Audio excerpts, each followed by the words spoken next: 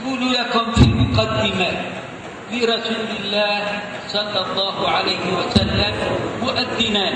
تعرفون من هما المؤذنان؟ بلال الحبشي وعبد الله بن مكتوم، مؤذنان فقط.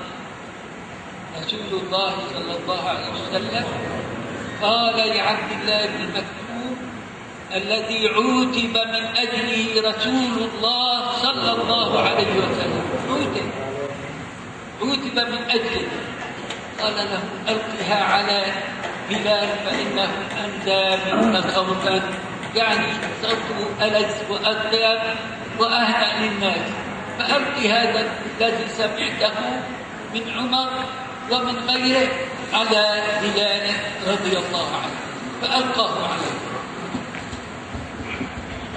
Sebagaimana saya katakan di dalam muqaddimah bahwa sungguhnya Rasul sallallahu alaihi wasallam memiliki beberapa muadzin, di antaranya adalah Bilal bin Rabah dan Abdullah bin Abi Maktum. Berkata Rasul sallallahu alaihi wasallam kepada Abdullah bin Abi Maktum yang pernah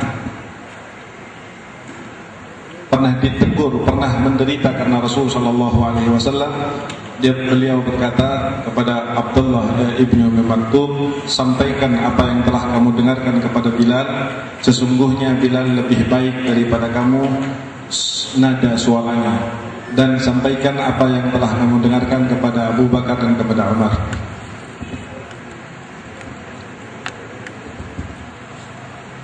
هذان المؤذنان هما مؤذني رسول الله صلى الله عليه وسلم، لكن الله عاتب رسول الله لأنه أعرض عن عبد الله بن مكتوم وكان ضريرا أعمى لا يرى.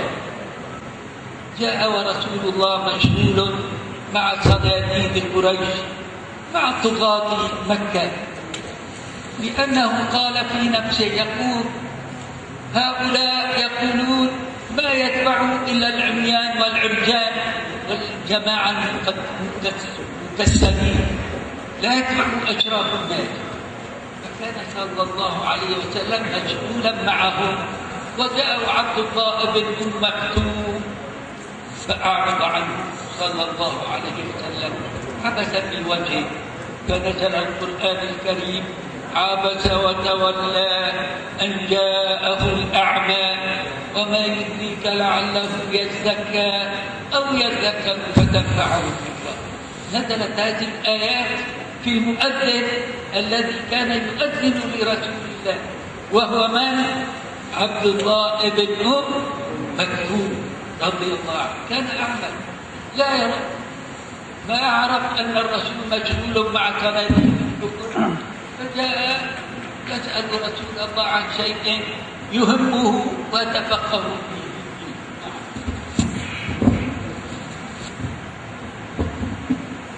Ini adalah muadzinnya Nabi sallallahu alaihi wasallam, Abdullah ibni Ummi Maktum, yang mana Allah Subhanahu wa taala pernah menegur Nabi Muhammad tentang sikapnya kepada Abdullah.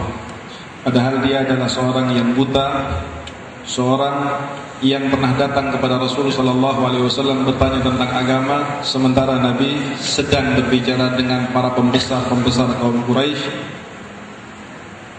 dan orang-orang Quraisy berkata, sesungguhnya tidak ada pengikut Muhammad terkecuali orang-orang rendah dan orang-orang buta. Maka pada saat Abdullah bin Ummi Maktum datang menemui Rasul sallallahu alaihi wasallam, Rasulullah memalingkan wajahnya dengan memberikan perhatian yang lebih, berharap keislaman daripada orang-orang pemuka Quraisy itu. Allah pun telah menegur Rasul sallallahu alaihi wasallam dengan firman-Nya, abasa wa tawalla an ja'ahul a'ma. Ayat ini turun kepada seorang yang menjadi muadzin daripada Rasul sallallahu alaihi wasallam. Dia adalah seorang yang buta dan tidak melihat. Kana ibnu Ummi Maktum dariran la yara. فلهذا جاء التعليل في الآية في سورة بكلمة أن جاءه الأعمى، أي لأن جاءه الأعمى من أجل مجيء هذا الضرير إليه. وما يدريك، ما يخبرك يا محمد، وما يعلمك، وما يدريك لعله يزكى يتطهر من الضلال والجهل ويقوم بأداء نشر نور الله في الأرض. وما يدريك لعله يزكى أو تنفعه أو يذكر فتنفعه الذكرى. عوتب رسول الله من أجل ضرير أعمى لا يرى، فكان صلى الله عليه وسلم بعد ذلك إذا دخل إليه ابن أم مكتوم يقوم له ويفرش له فراجه ويقول مرحبا بمن عاتبني فيه ربي، مرحبا بمن عاتبني فيه ربي. كان العميان وهؤلاء الضعفاء المساكين كالملوك عند رسول الله صلى الله عليه وسلم، مثل الملوك، كانوا يجلسون كأنهم ملوك، فإذا استيقظتم تكونون أعلى من الملوك بإذن الله، لأن الله جعل فيكم العلم، ومن يؤتى الحكمة فقد أوتي خيرا كثيرا. والله تبارك وتعالى قال لرسوله وقل رب زدني علما، قال زدني مالا، زدني جاها، زدني عظمة، زدني علما، لأن العلم هو الذي ينقذ الناس. فإذا استيقظتم ستفتحون العالم إن شاء الله. Adalah masih tentang Abdullah bin Maktum, bahwa beliau adalah orang yang menjadi sebab ditegurnya Rasulullah sallallahu alaihi wasallam oleh Allah Subhanahu wa taala. Padahal Abdullah bin Maktum adalah orang cacat dan bukan orang-orang yang dianggap terkemuka oleh kaumnya. Oleh sebab itu Rasul sallallahu alaihi wasallam atas teguran-teguran tersebut justru membuat Rasul sallallahu alaihi wasallam menghargai orang yang di mata manusia tidak berharga. Bahkan pada saat Abdullah bin Maktum datang mengunjungi Rasulullah sallallahu alaihi wasallam, maka Rasulullah membukakan tikarnya untuk Abdullah bin Maktum dan berkata, "Selamat datang kepada orang yang karena sebabnya saya pernah ditegur oleh Allah Subhanahu wa taala."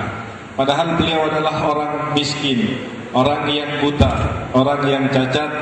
Namun demikianlah Rasul sallallahu alaihi wasallam karena hikmah yang diberikan oleh Allah Subhanahu wa taala dan doa beliau yang selalu mengatakan wa qul rabbi zidni ilma. Beliau tidak berdoa, diajari oleh Allah untuk bukan berdoa ya wa qul rabbi zidni malan, ya Allah tambahkan harta atau tambahkan kedudukan, tidak.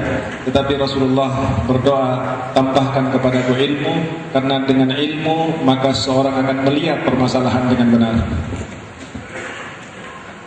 تريدون بعد هذا أن تستيقظوا أم تناموا؟ الشاعر يقول ما فاز إلا النوم، ناموا ولا تستيقظوا ما فاز إلا النوم. ويقوله تهكما بالناس، لا كلوا حقيقة، استيقظوا لئلا يقع بكم ما وقع في بلاد الشام. بلاد الشام بلاد الأنبياء، بلاد الصلحاء، بلاد العلماء، وقعوا في هذه المصيبة لأنهم تركوا الدعوة إلى الله. Maka setelah apa yang kita dengarkan dari beliau, apakah kita akan tetap berdiam diri, tetap tidur, tetap bermalas-malasan dan tidak ingin bangun? Maka bangkitlah wahai saudara-saudaraku sekalian untuk mempertahankan apa yang benar di dalam agama ini sebelum akan datang kejadian kepada kita seperti apa yang terjadi di negara Syam, negara ulama, negara para anbiya. Akan tetapi pada saat mereka sudah mulai meninggalkan dakwah kepada Allah Subhanahu wa taala dan mulai terlihat penyimpangan terhadap agamanya, maka Allah turunkan musibah apa yang terjadi sekarang di sana. الله عز وجل عاتب رسوله، والعتاب كان لطيفا رقيقا. ما يقول الله عز وجل لرسوله عبست يا محمد، عبست، لا، عبس في الماضي. ما إذا واحد ما يعرف اللغة العربية لا يفهم من هو العابس، لا يعرف لماذا نزلت هذه السورة الكريمة. عبس وتولى، الله تعالى يقول ما قال له عبست، قال عبس وتولى أن جاءه الأعمى، بأن جاءه الأعمى. وما يدرك لعله يزكى أو يذكر فتنفعه الذكرى. أما من استغنى، السين والتاء للطلب، يعني طلب الجاه والمال والعز والقوة، فأنت له تصدى، الصورة تصدى يعني تتقرب إليه. وأما من جاءك يسعى بجهد وجد واجتهاد فأنت عنه تلهى، كلا إنها تذكرة. الله عز وجل خاطبه خطابا رقيقا شفيفا يدل على محبة الله عز وجل لهذا النبي الكريم صلى الله عليه وسلم. Allah Subhanahu wa taala telah menegur Rasulullah sallallahu alaihi wasallam, dan teguran tadi adalah teguran yang sangat lembut, teguran yang sangat halus, dengan mengatakan abasa wa tawalla, dan Allah tidak mengatakan abasta.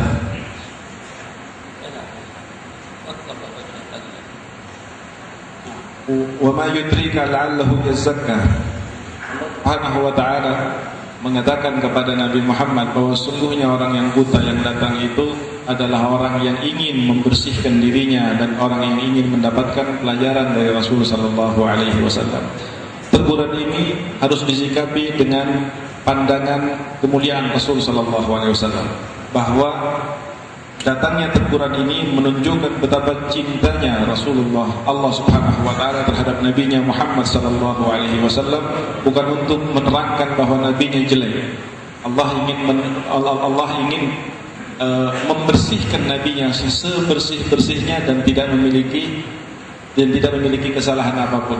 Dan ketika Allah Subhanahu wa taala apa yang dikerjakan oleh Rasulullah SAW sebagai sikap terhadap Abdullah bin Maktum adalah sebenarnya sesuatu hal yang sangat-sangat wajar, karena Abdullah bin Maktum adalah orang yang tidak melihat ketika Rasulullah SAW tidak memalingkan wajahnya untuk perhatian kepada Ibnu Maktum. Tetapi jika orang-orang yang datang itu adalah orang-orang yang besar, adalah orang-orang yang memiliki pengaruh, fa'antalahu talaha, engkau menghadapi mereka dengan serius, ini adalah merupakan sebuah gambaran yang jangan sampai salah paham umatmu di dalam memahami ini dengan mengabaikan orang-orang miskin dan menghadap dengan serius ketika hal tersebut berurusan dengan harta dan kedudukan. هذا نريد أن ننبهكم إليه لعلكم تفكرون تعقلون تذكرون. نحن إذا نمنا انتشر الشر في الأرض وكثر الفساد. إذا استيقظنا نرجع الأمة إلى دينها إن شاء الله بقوة الله وفضله. وعلى العلماء أن يقوموا بواجبهم في تبصير الناس بدينهم، تعريفهم بدين الإسلام. الله تبارك وتعالى ما أنزل هذا القرآن على الموتى، أنزله على الأحياء. كتاب أنزلناه إليك مبارك، الله تعالى يخبر عن هذا القرآن العظيم. كتاب أنزلناه إليك أي يا محمد، أنزلناه إليك مبارك. ليه؟ مشان يتبركوا به. القرآن مبارك يدبروا آياته وليتذكر أولو الألباب. اللهم اجعلنا من أولي الألباب. قولوا اللهم اجعلنا من أولي الألباب. أصحاب العقول يفهمون كلام الله. الله لم يخاطب الحمير ولا البغال ولا البقر ولا الجمال، إنما خاطب البشر.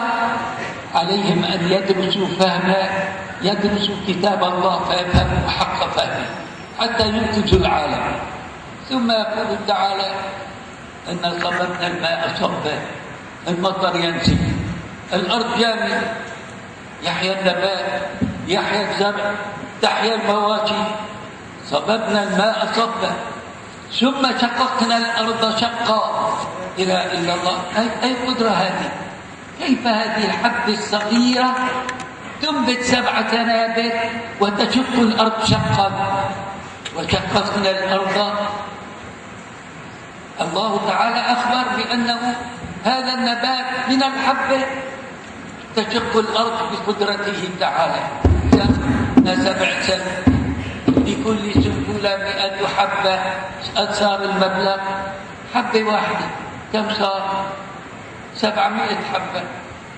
هذا هو فضل الله علينا، فلنتذكر كتاب الله وفضله على الناس بإنزال هذا القرآن العظيم.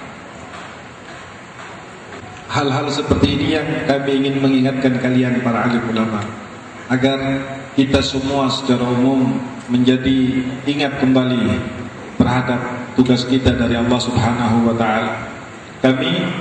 Kita jika seandainya kita tidur, maka kerusakan akan terjadi di mana-mana. Akan tetapi jika seandainya ulama bangkit, maka kemuliaan Islam akan terlihat juga di mana-mana. Maka kepada para alim ulama, hendaknya dia selalu mengingatkan dirinya bahwa dia adalah orang yang diinginkan dan dituju oleh Rasulullah SAW dan diinginkan oleh Allah untuk menyebarkan agama ini. Allah Subhanahu wa taala menurunkan Al-Qur'an ini kepada orang-orang yang hidup dan bukan kepada orang-orang yang mati. Kitab Al-Qur'an diturunkan oleh Allah Subhanahu wa taala kepada kamu, kitab yang berbarakah. Tetapi tujuan penurunan kitab itu sebetulnya adalah liyadabbaru, agar kita merenungkan, agar kita memahami dan akan kita melaksanakan apa yang menjadi perintah-perintah Al-Qur'an. Mudah-mudahan Allah Subhanahu wa taala menjadikan min ulil albab, menjadikan kita daripada orang-orang yang berakal. Orang-orang yang memiliki akal akan memahami apa yang sebenarnya Allah Subhanahu wa taala maksudkan di dalam menurunkan ayat-ayatnya di dalam Al-Qur'an. Oleh karena itu, hendaknya senantiasa dan bukan hanya sekali bagi kita untuk kembali mempelajari kitab Al-Qur'an. Dan yang lebih penting lagi adalah memahami Al-Qur'an dengan pemahaman yang benar. Bagaimana Allah Subhanahu wa taala mengatakan di dalam Al-Qur'an, "Anna sadaqnal ma'a sabba." Diturunkan oleh Allah air dari langit dengan demikian.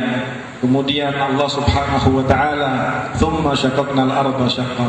Kemudian Allah membelah bumi dengan biji-bijian yang telah tertanam dan dengan air hujan yang diturunkan dari langit. Maka betapa satu biji kemudian akan berkembang menjadi 2 dan seterusnya, bahkan sampai berkembang menjadi 700 biji. Ini adalah merupakan sebuah maksud yang diinginkan oleh Allah Subhanahu wa taala untuk kita renungkan daripada makna harfiahnya, makna zahirnya maupun makna-makna yang tersirat di dalamnya. في هذه السورة الكريمة يقول تعالى دعاء على الفاجر المكذب بوحدانية الله. قتل الإنسان ما أكفره. قتل بمعنى هلك، مات، هلك.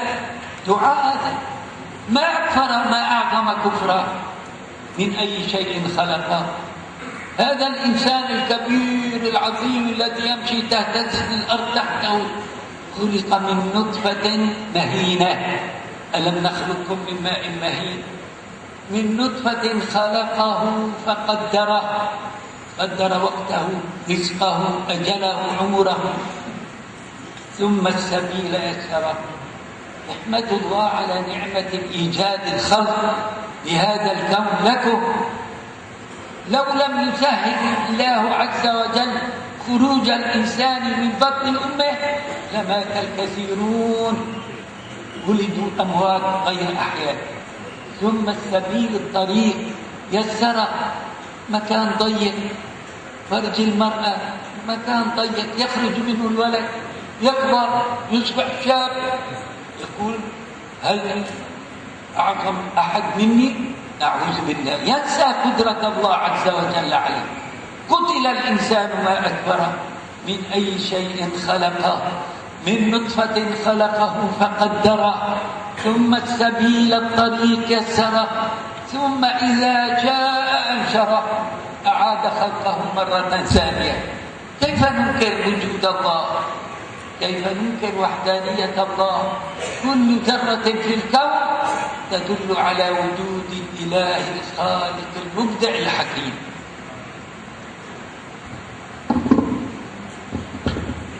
Di dalam ayat-ayat disebutkan qutilal insanu ma akbar min ayyi syai'in khalaqah. Kadang-kadang jika kita merenungkan ayat ini, maka kita akan merasa takut, di mana sebagian manusia kadang-kadang melupakan setelah dirinya menjadi besar, menjadi alim, menjadi terhormat. Maka jika dia merenungkan ayat yang selanjutnya, selayaknya dia akan malu kepada Allah Subhanahu wa taala, karena dikatakan khuliqa min nutfatin. Mereka adalah orang-orang yang besar, adalah tadinya orang-orang yang diciptakan oleh Allah Subhanahu wa taala dari nutfah. Kemudian Allah Subhanahu wa taala faqaddara, menentukan rezekinya, menentukan ajalnya. Renungkanlah ayat ini. Jika seandainya Allah Subhanahu wa taala tidak memudahkan bagi setiap bayi yang akan lahir keluar dari perut ibunya, maka niscaya akan mati banyak sekali daripada manusia. Tetapi rahmat Allah Subhanahu wa taala, bagaimana Allah Subhanahu wa taala mengatakan tsummas sabila yassara, bagaimana kemudian Allah Subhanahu wa taala memudahkan setiap bayi yang lahir, sehingga dari kelahiran itu manusia bisa mencapai prestasi-prestasi yang bahkan sangat tinggi. Tsumma idza syaa ansyara.